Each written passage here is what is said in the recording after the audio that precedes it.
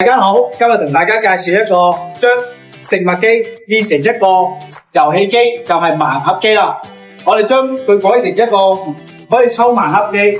你打開咗之後，我哋擺多唔同種類嘅盲盒，擺咗唔同種類嘅盲盒放喺呢個機入邊，俾大家自由去選擇。我哋嘅盲盒機咧有6層，每層咧就有5個通道，每個通道咧我哋可以擺到3件貨，1、2、3。當然係視乎你嘅盒嘅大細啦。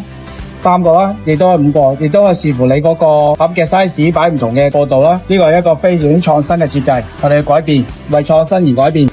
我哋更換嘅時候，你哋需要拉佢出嚟，擺唔同嘅盒入去唔同嘅位置嗰度，閂翻埋，就完成更換啦。當客戶購買嘅時候，你可以喺我哋嘅屏幕上面選擇唔同嘅盲盒，再更改佢嘅數量，你想要買幾多個？我哋再經過俾錢，咁就完成你要買嘅盲盒啦。出嚟之後，我哋喺呢度取貨，係咪好犀利啊？創新科技，耶！